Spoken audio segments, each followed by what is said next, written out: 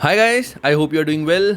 Guys, ये video जो है वो F7 वाले स्टूडेंट्स के लिए बहुत ज़्यादा यूज़फुल होने वाली है, क्योंकि इस वीडियो में मैं तुम्हारे को जो हमारे चैप्टर है कंसोलिडेशन, जिसमें एक हमारा इंट्रोडक्शन टू ग्रुप्स आता है, then consolidated statement of financial position and consolidated statement of profit and loss, इसके मैं एक शॉर्ट नोट लेके आया हूँ जो मेरे सारे हैंड रिटन नोट्स हैं।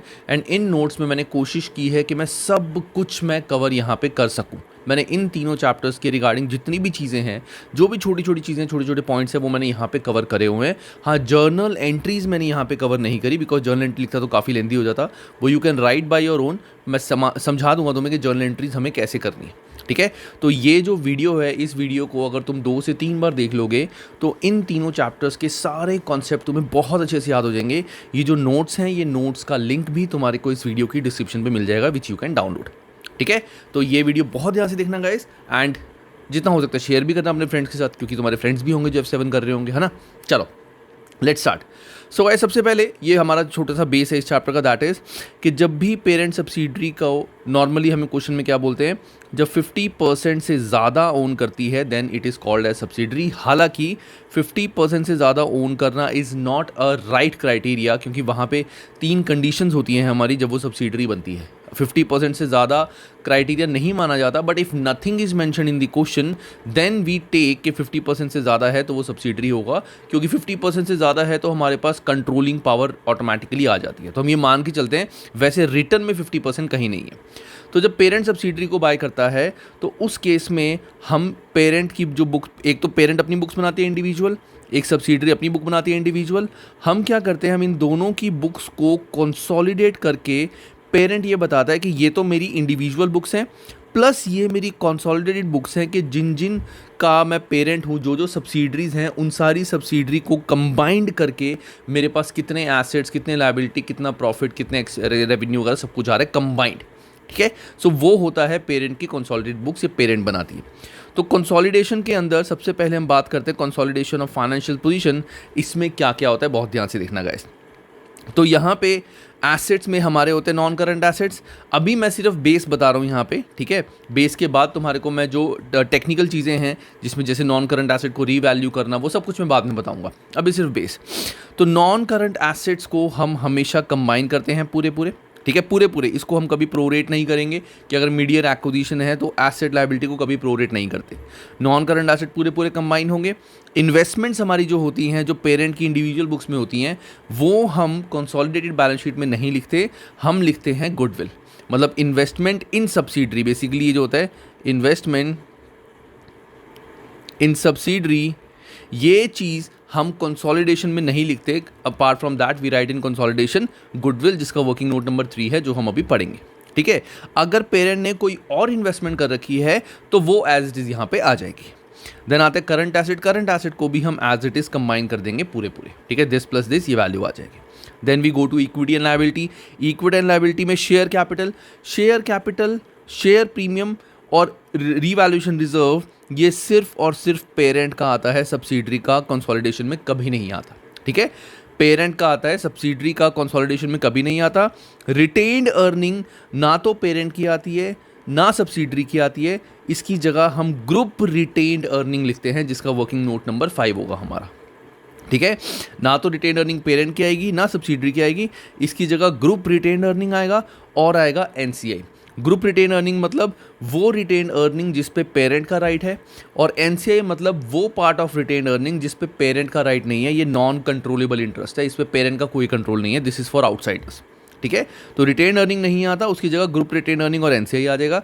जितनी भी करंट लायबिलिटीज़ है उन दोनों को हम कंबाइन कर देंगे। जनरली सिंपल से फॉर्मेट में इस तरह से हम अपनी consolidated statement of financial position बनाते हैं। तो जब भी तुम्हारे को एग्जाम में क्वेश्चन आए स्प्रेडशीट में, तुम सीधा सीधा जो मैंने बताया है एटलीस्ट ये चीज़ें एक बार लिख दो, तो तुम्हारे, अगर मान लो इसमें तुम्हारे को 3 से 4 मार्क्स तो तुम्हारे यहीं पक्के हो जाएंगे, अगर तुमने ये चीज़ डायरेक्टली लिख दी एडजस्टमेंट्स देखने के बाद, ऑफ कोर्स, क्योंकि इनमें एडजस्टमेंट्स भी हो सकती है, ठीक है ना। चलो अब हम बढ़ते हैं आगे।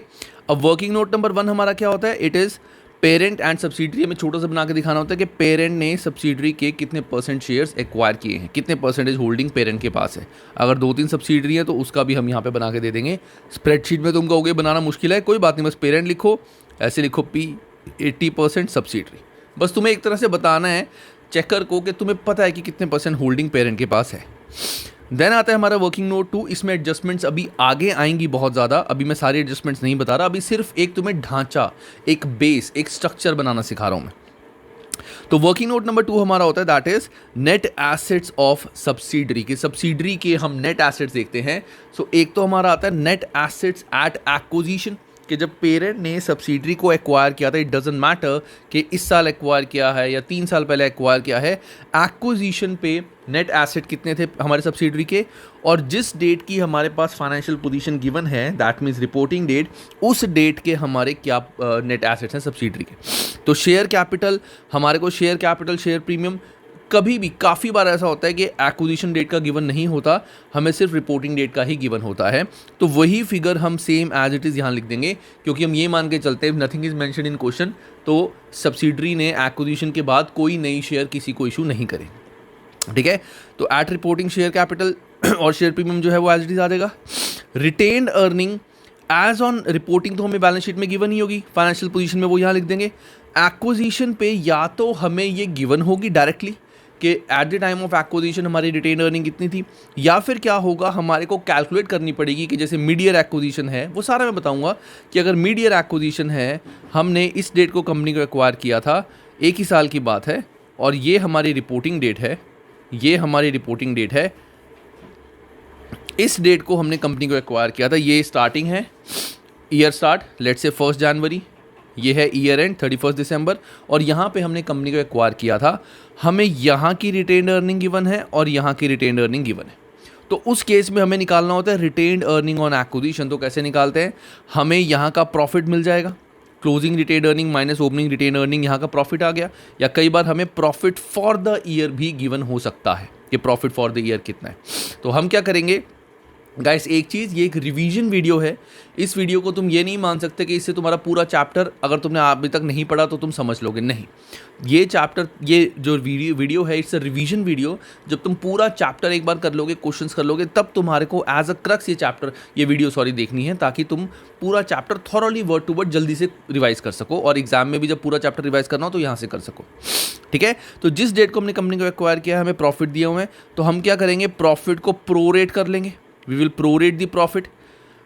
हमें निकालना है retain earning on this date, तो कैसे निकाल सकते हैं, ओपनिंग रिटेन अर्निंग प्लस यहाँ तक के जितने प्रॉफिट थे तो हमारी ये वैल्यू आ जाएगी, या फिर क्लोजिंग रिटेन अर्निंग माइनस हमारे यहाँ तक के जितने प्रॉफिट थे तो हमारा रिटेन अर्निंग ऑन एक्विजिशन आ जाएगा।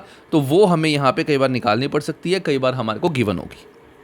उसके बाद रीवैल्यूएशन हमारे को अब यहाँ पे एट एक्विजिशन, रीवैल्यूएशन में बोला होता है कि एसेट को हमें रीवैल्यू करना है एक्विजिशन पे, उसको हम रीवैल्यू कर देंगे। नॉन करंट एसेट है, उसको हम यहाँ रीवैल्यू करेंगे, और उसके बाद यहाँ पे उसकी फिगर जो आएगी that is after excess depreciation जो हमें चार्ज करनी थी। ये मैं सारा बताऊंगा, ये भी मैंने आगे बताना है, बस हमें ये देखना है कि रीवैल्यूएशन यहाँ भी आता है, यहाँ भी आता है, कुछ चीज़ें हैं जो यहाँ नहीं आती, वो मैं आगे बताऊँगा अभी, ठीक है। अभी तो सिर्फ एक ढांचा बता रहा हूँ तुम्हें। तो रीवैल्यूएशन यहाँ पे आ जाएगा, फिर आ जाएंगे हमारे net asset on acquisition, net asset on reporting. उसके बाद मुझे यहाँ पे निकालना होता है पोस्ट एक्विजिशन प्रॉफिट, के एक्विजिशन से लेके आज तक सब्सिडरी ने कितना प्रॉफिट कमाया है, which is called post acquisition profit, which is this minus this, के net asset on reporting, net asset on acquisition, वो आ जाएगा हमारा पोस्ट एक्विजिशन प्रॉफिट। ये है हमारा नेक्स्ट वर्किंग नोट। इसके बाद आता है वर्किंग नोट नंबर 3। अभी मैं बार बार बोल रहा हूँ, ये फिक्स नहीं है, ये सिर्फ एक ढांचा है। अब इसमें और काफ़ी सारी चीज़ें, इम्पेयरमेंट, ये सब कुछ आएगा, ये सिर्फ एक ढांचा है। तो वर्किंग नोट नंबर 3 में आता है कैलकुलेशन ऑफ गुडविल। गुडविल हम कैसे निकालते हैं, fair value of consideration paid, कि कितने पैसे पेरेंट ने दिए थे सब्सिडरी का शेयर एक्वायर करने के लिए। ये कई बार हमें डायरेक्टली भी गिवन होता है, जैसे स्टेटमेंट ऑफ फाइनेंशियल पोजीशन में गिवन है। कई बार अगर हमें शॉर्ट क्वेश्चन इसके काफ़ी आ सकते हैं कि हमें ये चीज़ कैलकुलेट करनी पड़ती है, तो ये हम आगे करेंगे, भी सब कुछ करेंगे इस वीडियो में, डोंट वरी, कुछ भी नहीं छोड़ने वाला, मैं सब कुछ कराऊंगा। फेयर वैल्यू ऑफ कंसिडरेशन, कि हमने कितने पैसे दिए थे सब्सिडरी को एक्वायर करने के लिए। Add fair value of NCI on acquisition, ये फेयर वैल्यू भी आ सकती है, प्रोपोर्शनेट भी आ सकती है, वो भी मैं आगे बताऊंगा अभी। तो fair value of NCI at acquisition, वो फिगर आ जाएगी। फिर उसमें से हम माइनस करेंगे नेट एसेट ऑन एक्विजिशन, कि जब हमने सब्सिडरी को एक्वायर किया था कौन सी फिगर, ये वाली फिगर कि एक्विजिशन पे सब्सिडरी के नेट एसेट्स कितने थे, ये फिगर हम यहाँ लिख देंगे। तो जो भी हमारा वैल्यू बचा दैट इज कॉल्ड गुडविल। अब ये नेगेटिव भी आ सकती है, पॉजिटिव भी आ सकती है, सब कुछ आगे बताने वाला हूँ, डोंट वरी। ये सिर्फ एक ढांचा है ताकि बड़े क्वेश्चन में तुम्हारे को एक बेस मिल जाए, बाकी तो एडजस्टमेंट सारी होनी है। एक ही में कराया था तो कंफ्यूज हो जाते हैं, ठीक है ना। तो fair value of consideration paid, add fair value of NCI on acquisition, less fair value और नेट एसेट्स ऑन एक्विजिशन, वो आ जाएगा हमारा goodwill, that is second working note. Third working note आता है हमारा एनसीआई निकालना, कि एनसीआई का टोटल शेयर कितना है। तो वो हम कैसे निकालेंगे, एनसीआई शेयर ऑन एक्विजिशन, ये मैंने बताया था हमें क्वेश्चन में गिवन होगा, कौन सा, ये वाला fair value of NCI on acquisition. उसमें हम ऐड कर देंगे share in post acquisition profit, spelling थोड़ी सी गलत होगी, ठीक कर लेना, share in post acquisition profit, कि जो ये हमारे retained net asset on acquisition और रिपोर्टिंग के बीच में मैंने बताया था ना पोस्ट एक्विजिशन प्रॉफिट निकालते हैं, इस प्रॉफिट में एनसीआई का कितना शेयर है वो हम निकालेंगे, share in post acquisition profit, that means post acquisition profit into percentage holding by NCI. जैसे पेरेंट ने अगर सब्सिडरी को एक्वायर किया है 80% पे, दैट मीन्स एनसीआई का शेयर हो गया हमारा 20%, तो that is post acquisition profit of NCI, वो हम यहाँ लिख देंगे, ये आ जाएगा हमारा एनसीआई। ये फिगर हमारी आती है वर्किंग नोट नंबर 4 जो मैंने बताया था, consolidated statement of financial position में हमें रिटेन अर्निंग की जगह ग्रुप रिटेन अर्निंग और एनसीआई आता है, ये एनसीआई जाएगा वहाँ पे।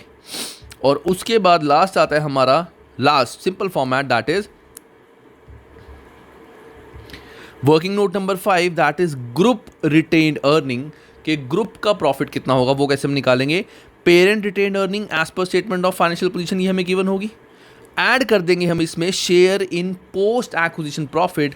तो सेम जैसे हमने ऊपर करा था पोस्ट एक्विजिशन प्रॉफिट, उसमें देखा था एनसीआई का शेयर कितना है, यहाँ देखेंगे हम पोस्ट एक्विजिशन प्रॉफिट में होल्डिंग यानी पेरेंट कंपनी का कितना शेयर है, तो post acquisition profit into percentage held by the parent company, that's it. ये हमारा है पूरा इस चैप्टर का ढांचा। अब हम चलते हैं आगे, जहां पे इन चैप्टर्स के हर पॉइंट को बहुत डिटेल में सारी चीजें सारे कॉन्सेप्ट्स हम करने वाले हैं, तो एक एक चीज को बहुत ध्यान से देखना गाइस, बहुत ध्यान से समझना। तो सबसे पहला आता है हमारा कैलकुलेशन ऑफ गुडविल। अब गुडविल की कैलकुलेशन का पूरा प्रॉपर फॉर्मेट क्या होता है, सबसे पहले आता है हमारा कॉस्ट ऑफ इन्वेस्टमेंट और fair value of consideration paid, ये मैंने स्टार नंबर 1, क्योंकि मैं इसको भी नीचे एक्सप्लेन करूंगा स्टार नंबर 1 के कैसे निकालना है। तो ये होता है हमारा कैलकुलेशन ऑफ गुडविल। ऐड होता है fair value of NCI on acquisition. अब इसमें फेयर वैल्यू या प्रोपोर्शनल वैल्यू होती है, वो हम स्टार नंबर 2 में करेंगे। देन लेस करते हैं net assets of subsidiary on acquisition, net asset of subsidiary on acquisition star number 3, ये भी हम करेंगे। इसके बाद हमारी एक फिगर आती है। अब ये जो फिगर आती है गाइस, जनरली काफ़ी हद तक ये फिगर हमारी पॉजिटिव होती है, नेगेटिव नहीं होती, ठीक है ना। हमेशा नहीं, काफ़ी हद तक हमारा गुडविल आता है।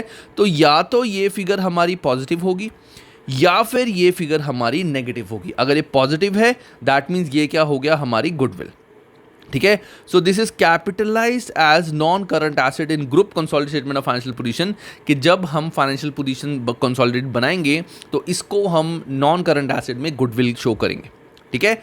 और टेस्टेड एनुअली फॉर इम्पेयरमेंट, हर साल हम इसकी इम्पेयरमेंट करते हैं। ये फिगर आ गई। और अगर ये फिगर लेट से नेगेटिव आ रही है दैट मीन्स लॉजिक लगाओ, जो हमारी सब्सिडरी कंपनी थी उसके नेट एसेट्स की वैल्यू ज़्यादा थी, नेट एसेट मतलब उसकी वर्थ ज़्यादा थी, हमने कंबाइंड पैसे जो उसके लगाए थे वो कम थे, दैट मीन्स हमें फ़ायदा हो गया। So if the value is negative that means net worth company की ज़्यादा थी, हमने कम पैसे दिए, it is called gain on bargain purchase, it is called gain on bargain purchase. अगर ये फिगर तुम्हारी नेगेटिव आए, पहला काम तुम्हारा ये है, you will check the calculation. पहले तो कैलकुलेशन चेक करनी है, हो सकता है तुमने गलती करी हो, ऐसा हो सकता है। लेकिन अगर तुमने गलती नहीं करी, यू आर श्योर कि नहीं सब कुछ सही है, देन दैट इज कि तुमने गेन ऑन बार्गेन परचेज करा है। इसका ट्रीटमेंट क्या होगा, it is like a profit, it is like a profit. इसको हम क्या करते हैं, it is, I just write it here, it is credited in profit and loss, it is credited in profit and loss, इसको हम profit and loss में credit करते हैं, ठीक है। तो ये होता है इसका हमारा ट्रीटमेंट, इसका ट्रीटमेंट कि अगर ये फिगर नेगेटिव आ रही है तो हम इसको बोलेंगे gain on bargain purchase, calculation दोबारा चेक करेंगे, अगर कैलकुलेशन ठीक है तो it is credit in profit and loss, मतलब इसको हम group retained earning of parent में एज इट इज़ ऐड कर देंगे कि ये हमारा फ़ायदा हो गया। ठीक है गाइज, ठीक है। सो ये होता है हमारा गुडविल कैलकुलेशन का एक पूरा स्ट्रक्चर। तो पूरे स्ट्रक्चर में दोबारा से क्या होगा, fair value of consideration paid या cost of investment, fair value of NCI on acquisition, net asset, जो भी फिगर आएगी अगर पॉजिटिव है तो गुडविल, नेगेटिव है तो हमारा गेन ऑन बार्गेन परचेज। अगर ये पॉजिटिव है तो हम उसमें से इम्पेयरमेंट माइनस करते हैं कि हमारे गुडविल की वैल्यू हर साल इम्पेयर होती है, इंटेंजिबल एसेट, तो इम्पेयरमेंट माइनस करके नेट फिगर आ जाती है हमारी गुडविल की, जिसको हम शो करते हैं। ये फिगर नहीं शो करेंगे, मैंने वहाँ से लिखा हुआ है capitalise.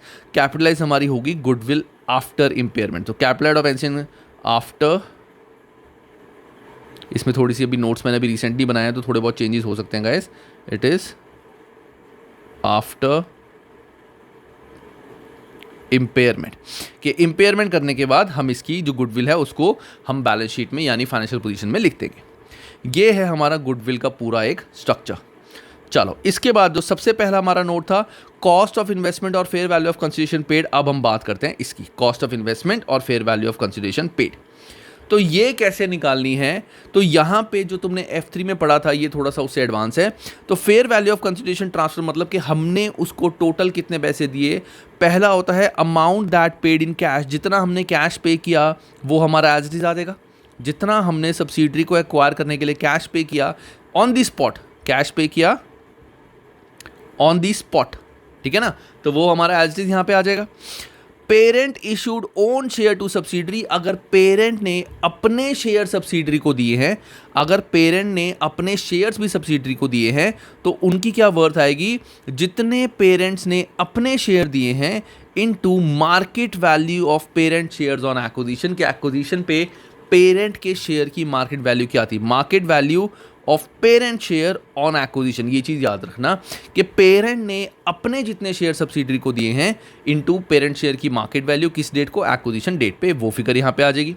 Then amount payable after some years, के हम बोलते हैं कि 2 साल बाद हम तेरे को इतने पैसे और देंगे, अभी नहीं दे सकते, that is called deferred consideration, that is called deferred consideration. तो इस केस में इस डेफर्ड कंसिडरेशन की के पैसे हमें 2 साल बाद देने हैं, इसकी हमें प्रेजेंट वैल्यू निकालनी पड़ेगी। तो प्रेजेंट वैल्यू निकालने का फॉर्मूला हमने काफ़ी जगह F2, F5, F9 में पढ़ा हुआ है। क्या होता है, amount payable divide by 1 plus rate raise to the power n, कि क्या हमारा रेट है that is cost of capital, और n मतलब कितने टाइम बाद हम उसको पैसे देंगे। तो यहाँ से हम निकाल लेंगे present value of the amount payable after some years, यहाँ पे प्रेजेंट वैल्यू आ जाएगी। तो calculating present value of that payment, वो चीज़ हमें यहाँ पे लिखनी है। अगर 2 साल बाद हमें लेट से $2 मिलियन देने हैं तो उसकी प्रेजेंट वैल्यू निकाल के हम यहाँ लिखेंगे। नेक्स्ट आता है amount payable in happening of a certain event which is called contingent consideration, कि हमने बोला कि अगर लेट से तुम्हें एक्वायर करने के बाद हमारे प्रॉफिट इससे ज़्यादा बढ़ गए तो हम तुम्हें इतने पैसे और देंगे, दैट इज कंटिंजेंट कंसिडरेशन। उस केस में उसकी हमें फेयर वैल्यू निकालनी होती है, और जो हमें 100% क्वेश्चन में गिवन होती है, fair value at the rate of acquisition, इसकी वो हम यहाँ पे लिखेंगे। पूरी वैल्यू नहीं लिखेंगे कि 2 साल बाद इतने पैसे हम देंगे, वो नहीं लिखेंगे। उसकी प्रेजेंट वैल्यू, फेयर वैल्यू हमें क्वेश्चन में गिवन होगी, वो हम यहाँ लिख देंगे। इन सब का टोटल करके जो फिगर आती है that is called fair value of consideration paid. ठीक है, मैंने हर चीज़ यहाँ पे लिख दिया गाइस। ये तुम्हारा एक बेस बन गया, क्रक्स बन गया, ग्रंथ बन गया कि जब तुम्हें चैप्टर पढ़ना है इन नोट्स को बहुत अच्छे से समझो and you will get to understand everything. तो ये है fair value of consideration transferred, सब कुछ। ठीक है, एक छोटी सी चीज़, जब भी पेरेंट अपने शेयर इशू करती है वो निकालने में बच्चों को काफ़ी प्रॉब्लम होती है। तो उसका तरीका क्या होता है, इसका होगा नंबर ऑफ सब्सिडरी शेयर। जैसे क्वेश्चन में बोला है कि पेरेंट ने अपने 1:3 में शेयर दिए, 1:3 शेयर दिए हैं। तो नंबर ऑफ सब्सिडरी शेयर जितने हमने एक्वायर किए हैं, तो इसका सिंपल सा तरीका होता है, ऊपर यानी न्यूमरेटर में आएगा कि हमने अपने कितने शेयर दिए, और डिनोमिनेटर में आता है उसके कितने शेयर्स के बदले। याद रखना, न्यूमरेटर में आएगा हमने अपने कितने शेयर्स दिए हैं, डिनोमिनेटर में आएगा उसके कितने शेयर्स के बदले हमने शेयर्स दिए हैं। तो अगर मैं बोलता हूँ हमने 1:3 1 for 3 मतलब अपने 1 दिए हैं उसके 3 के बदले, तो हमने अपने 1 दिए हैं उसके 3 के बदले, ये आ जाएगा कि पेरेंट ने अपने नंबर ऑफ शेयर्स कितने दिए हैं टोटल। तो टोटल सब्सिडरी के शेयर कितने एक्वायर किए हैं इनटू अपने कितने शेयर दिए हैं डिवाइड बाय उसके कितने शेयर लिए हैं उसके बदले। सो यहाँ पे आ जाएगा टोटल पेरेंट के शेयर कितने हैं जो उसने दिए होंगे।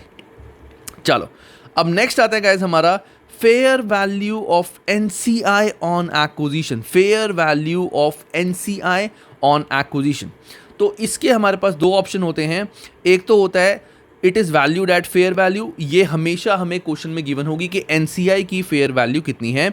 मींस अब इसका लॉजिक क्या है, अब मान लो अगर एनसीआई की हमें फेयर वैल्यू गिवन है, देखो एनसीआई क्या होता है, नॉन कंट्रोलेबल इंटरेस्ट, मतलब बाहर वाले लोग। तो अगर बाहर वाले लोगों की हमें फेयर वैल्यू गिवन है, सब्सिडरी की नेट वर्थ इतनी थी जिसमें 80% हमारी थी। ध्यान से सुनना, ये तुम्हें सारा कॉन्सेप्ट क्लियर हो जाएगा। लेट्स से ये पूरी सब्सिडरी की नेट वर्थ है एक्विजिशन डेट पे, इसमें इतना, अरे यार इतना शेयर हमारा था, लेट्स से 70% हमारा था, 30% एनसीआई का, ठीक है। अपने शेयर के लिए हम क्या निकालते हैं, अपने शेयर के लिए हम निकालते हैं fair value of consideration paid, कि इतना शेयर एक्वायर करने के लिए हमने कितने पैसे उसको दिए। और एनसीआई का शेयर, यहाँ पे दो ऑप्शन होते हैं हमारे पास। एक ऑप्शन होता है विच इज फेयर वैल्यू, कि एनसीआई की फेयर वैल्यू कितनी थी, और दूसरा ऑप्शन हमारे पास होता है क्या, कि प्रोपोर्शनेट, कि एनसीआई का प्रोपोर्शनेट शेयर क्या होगा। तो अगर हम फेयर वैल्यू निकालते हैं एनसीआई की, इसका मतलब जब हम गुडविल कैलकुलेट करते हैं उसका फॉर्मूला क्या होता है, ध्यान से सुनना। Fair value of consideration paid, हमने कितने पैसे दिए उसको एक्वायर करने के लिए, एनसीआई की फेयर वैल्यू कितनी है ना। तो उस केस में क्या होगा, जब मैं गुडविल निकालूंगा तो ध्यान से सुनना, गुडविल का मतलब क्या होता है, fair value of consideration paid plus fair value of NCI minus net asset on acquisition. तो गुडविल में कुछ पार्ट पेरेंट का है, कुछ पार्ट सब्सिडरी का है, कुछ पार्ट एनसीआई का है। गुडविल कैलकुलेशन में भी देखा जाए कुछ पार्ट पेरेंट का है और कुछ पार्ट एनसीआई का है ना। तो उस केस में क्या होगा कि जब भी हम गुडविल इंपेयर करेंगे, जब हम गुडविल इंपेयर करेंगे तो वो इंपेयरमेंट पेरेंट में भी जाएगी और वो इंपेयरमेंट एनसीआई में भी जाएगी। क्यों, एनसीआई हमने फेयर वैल्यू पे लिया है और नॉर्मली वो ज़्यादा ही होती है। तो उस केस में अगर गुडविल हमने बुक्स में दिखाई थी तो गुडविल हमारा पेरेंट का भी है और एनसीआई का पार्ट भी है। हालांकि उसको हमें अलग से कहीं शो नहीं करना, गुडविल एज इट इज़ आएगी, लेकिन जब हम गुडविल इंपेयर करेंगे तो वो पेरेंट के उसमें भी जाएगी ग्रुप रिटेन अर्निंग में और एनसीआई में भी जाएगी इंपेयरमेंट, ठीक है। लेकिन अगर अब मैं दूसरा बात करता हूं कि हमने एनसीआई को कैलकुलेट किया है proportionate share. Proportionate share simple, जितना हमारा सब्सिडरी का नेट वर्थ आ रहा है इंटू 30% निकाल दिया, जितना सब्सिडरी का नेट वर्थ आ रहा है इंटू शेयर ऑफ एनसीआई, तो सीधा सीधा मेरे को ये फिगर पता चल गई। अब ये मेरी फेयर वैल्यू नहीं है, ये तो एग्जैक्टली मेरी नेट वर्थ का ही प्रोपोर्शनेट है। दैट मीन्स मेरे यानी एनसीआई की तरफ से तो गुडविल में कोई कॉन्ट्रीब्यूशन नहीं है, गुडविल सारी की सारी पेरेंट की है। तो मतलब क्या होगा, जब हम गुडविल इंपेयर करेंगे तो वो सिर्फ और सिर्फ पेरेंट के पास जाएगी, एनसीआई के शेयर में गुडविल इंपेयरमेंट नहीं जाएगी। क्यों, क्योंकि एनसीआई तो हमने ऑलरेडी सिर्फ प्रोपोर्शनेट शेयर पे कैलकुलेट करा है। तो NCI is valued at fair value and proportionate share. तो इन दोनों की कैलकुलेशन तुम्हें बता चुका हूं। अगर गुडविल इंपेयर होती है तो मैंने बताया था अगर फेयर वैल्यू पे हमने एनसीआई को कैलकुलेट करा है तो impairment will be adjusted, parent का शेयर कितना, जो मैंने बताया था ये पेरेंट का शेयर है गुडविल का, तो जितनी भी हमारी इंपेयरमेंट है, अभी हमने करना है वैसे इंपेयरमेंट इनटू पेरेंट शेयर, कि पेरेंट का इंपेयरमेंट शेयर कितना होगा, वो माइनस हो जाएगा ग्रुप रिटेन्ड अर्निंग से, it will be deducted from group retained earning.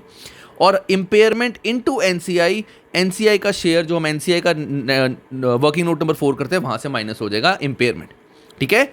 अगर हम प्रोपोर्शनेट शेयर लेके चल रहे हैं तो वहां पे जितनी भी गुडविल हमारी इंपेयर हुई है तो सारी इंपेयरमेंट माइनस होगी सिर्फ ग्रुप रिटेन अर्निंग में से, क्योंकि पूरा पूरा पेरेंट का शेयर है गुडविल में, तो इंपेयरमेंट भी पेरेंट को जाएगी, एनसीआई को इंपेयरमेंट नहीं मिलेगी। यहाँ पे एनसीआई की वैल्यू कुछ भी माइनस नहीं होगी।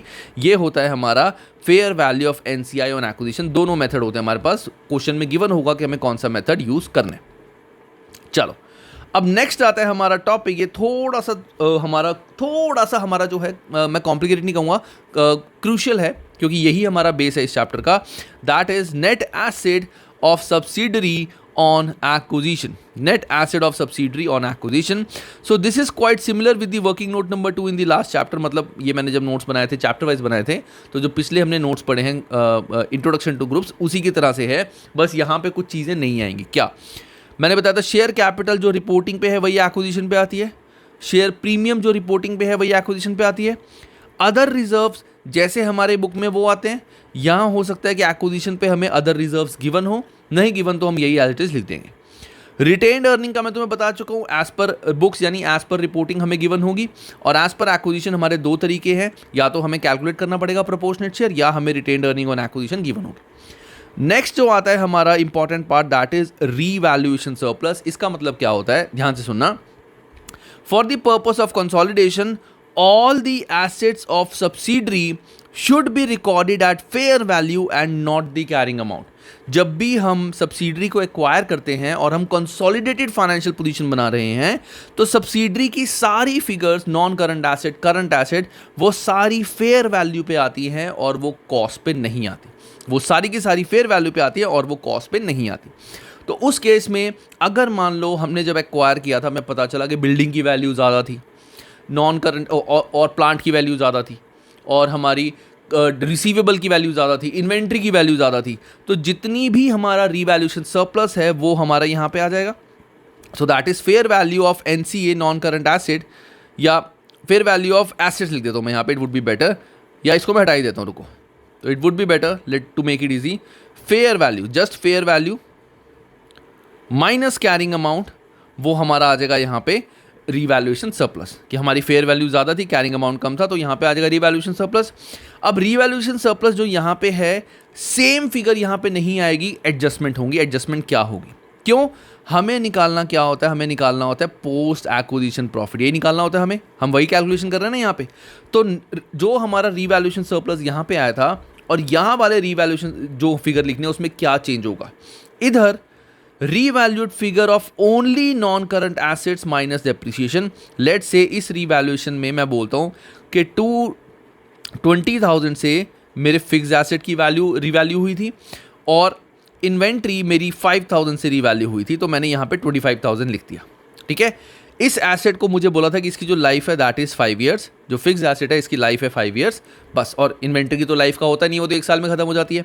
तो मैंने यहाँ पे लिख दिया 25,000 के मेरे एसेट्स, फिक्स एसेट रीवैल्यू, मतलब 20,000 से फिक्स एसेट की वैल्यू ज़्यादा थी और 5,000 से इन्वेंट्री की वैल्यू ज़्यादा थी, तो यहाँ 25,000 आ गया. अब यहाँ फिगर क्या आएगी, ध्यान से सुनना. ये लेट्स से ये एक ही साल है, पूरा एक ही साल है कि 1 जनवरी को मैंने एक्वायर किया था, 31 दिसंबर को हम बुक्स बना रहे. तो ईयर एंड में क्या होगा, फिक्स्ड एसेट जो हमारे हैं 20,000 minus depreciation on revalued figure, या डेप्रीसिएशन, एक्सेस डेप्रीसिएशन, कि मैंने फिक्स्ड एसेट को 20,000 से ज़्यादा लिखना था, तो इसके ऊपर मुझे एडिशनल डेप्रीसिएशन भी चार्ज करनी थी. यूजफुल लाइफ है 5 years, that means divide by 5, तो 4,000 मेरी है एक्सेस यानी एडिशनल डेप्रीसिएशन, वो मैं यहाँ से माइनस कर दूंगा, और 16,000 मेरी फिगर आ जाएगी रिलेटिंग टू नॉन करंट यानी फिक्स्ड एसेट. तो revalued figure only for non current asset minus depreciation जो हमारी एक्सेस वाली होती है. ठीक है, और ये जो हमारी इन्वेंट्री मैंने रीवैल्यू की थी यहाँ पे 25, वो यहाँ नहीं आएगी, तो हमारा रीवैल्यूएशन फिगर सिर्फ और सिर्फ 16,000 आएगा ऑन रिपोर्टिंग डेट.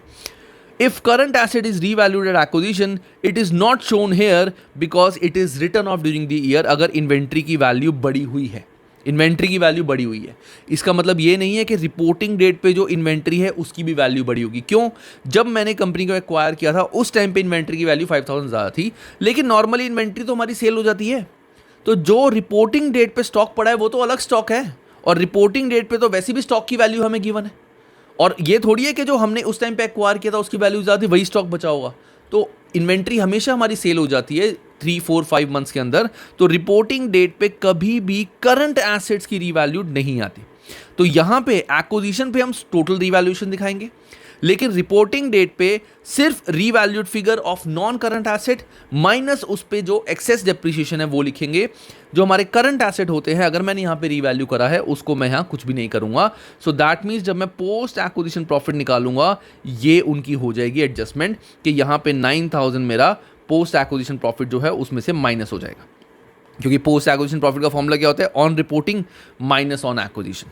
तो this is the working note which will help you a lot कि रीवैल्यूएशन सरप्लस का ट्रीटमेंट क्या होता है। बहुत बहुत बहुत ध्यान से इस चीज़ को देख के समझना, ठीक है। ये सब कुछ मैंने यहाँ पे क्रिस्टल क्लियर लिखा हुआ है, तुम्हारे को बहुत ज़्यादा हेल्प कर देगा ये। चलो, ये हो गया net asset of subsidy on acquisition. अब बात आती है इंपेयरमेंट ऑफ गुडविल की। ये मैं तुम्हें ऑलरेडी बता चुका हूँ, फटाफट से बताता हूँ कि calculation of NCI on acquisition there are two method. एक होता है प्रोपोर्शनेट वैल्यू, एक होता है फेयर वैल्यू, जो हमें क्वेश्चन में गिवन होती है। अगर प्रोपोर्शनेट है उस केस में क्या होगा, इंपेयरमेंट के दो ट्रीटमेंट क्या होंगे गाइस, इंपेयरमेंट के दो ट्रीटमेंट क्या होंगे। पहला होगा it will be reduced from goodwill. Impairment जो है वो गुडविल में से तो रिड्यूस होगी है ना, वो हमने ऊपर देखा था वर्किंग नोट में। और it is reduce from group retained earning, that is working note number 5, कि जो भी इंपेयरमेंट हुई है वो सारी की सारी इंपेयरमेंट सिर्फ और सिर्फ पेरेंट के हक में जाएगी। क्यों? क्योंकि एनसीआई तो प्रोपोर्शनल वैल्यू पे हमने लिखी थी। और अगर एनसीआई फेयर वैल्यू पे है तो it is reduced from group retained earning and it is reduced from reduced from goodwill. ये तो होगा ही होगा, है ना, गुडविल से तो कम होगी ना इंपेयरमेंट। दूसरा, it is reduced from group retained earning, कितना, इंपेयरमेंट इनटू पेरेंट का शेयर, कि इंपेयरमेंट में पेरेंट का शेयर कितने। और reduce from NCI working note number 4 में इंपेयरमेंट इनटू एनसीआई का शेयर। ये कब होगा, ये तब होगा जब हमने एनसीआई को फेयर वैल्यू पे रिकॉर्ड करें। ठीक है गाइस, ये चीज़ याद रखना, this is very very important. छोटे छोटे कॉन्सेप्ट हैं इस चैप्टर के बड़े क्वेश्चन आने के चांसेस बहुत ज़्यादा नहीं होते हैं, लेकिन केस स्टडी में क्वेश्चन इसके आते हैं और वहाँ पे ऐसी छोटी छोटी चीज़ें तुमसे पूछी जाती हैं। ये बहुत ही कॉन्सेप्चुअली हमें लर्न करना है कि इंपेयरमेंट ऑफ गुडविल अगर हमने प्रोपोर्शनल वैल्यू करा है तो एनसीआई का तो कोई पार्ट है ही नहीं, तो सारा का सारा ग्रुप रिटेन अर्निंग में चला जाएगा और यहाँ दोनों में डिस्ट्रीब्यूट होगा। अब यहाँ पे अगर तुम बोलो कि सर ये तो आपने बोल दिया, बहुत बढ़िया बोल दिया, इसकी जर्नल एंट्री क्या होगी। आपने कहा था मैं जर्नल एंट्री बताऊंगा। देखो जर्नल एंट्री हमें यहाँ पे फ्रेम करनी पड़ेगी। फटाफट से देखना जर्नल एंट्री फ्रेम कैसे करेंगे। अगर मैं इस पार्ट की बोलता हूँ, हमारी यहाँ पे गुडविल रिड्यूस हो रही है तो क्रेडिट हो जाएगा गुडविल। हमारी गुडविल रिड्यूस हो रही है तो क्रेडिट हो जाएगा गुडविल। रिटेन्ड अर्निंग कम हो रही है, रिटेन अर्निंग क्या होता है हमारा, प्रॉफिट यानी क्रेडिट, तो हम डेबिट कर देंगे।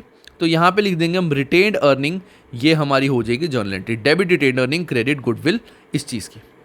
अगर मैं यहाँ बोलता हूँ कि फेयर वैल्यू पे है तो गुडविल तो कम हो ही रही है तो क्रेडिट गुडविल, रिटेन्ड अर्निंग कम हो रही है सो डेबिट रिटेन्ड अर्निंग, और एनसीआई का शेयर भी कम हो रहा है। एनसीआई का शेयर लायबिलिटी साइड पे आता है, यानी उसका क्रेडिट बैलेंस है तो डेबिट हम कर देंगे एनसीआई का शेयर, ये हो जाएगी हमारी जर्नल एंट्री। इस तरह से we can frame any journal entry अगर हमें कॉन्सेप्ट्स पता हैं तो।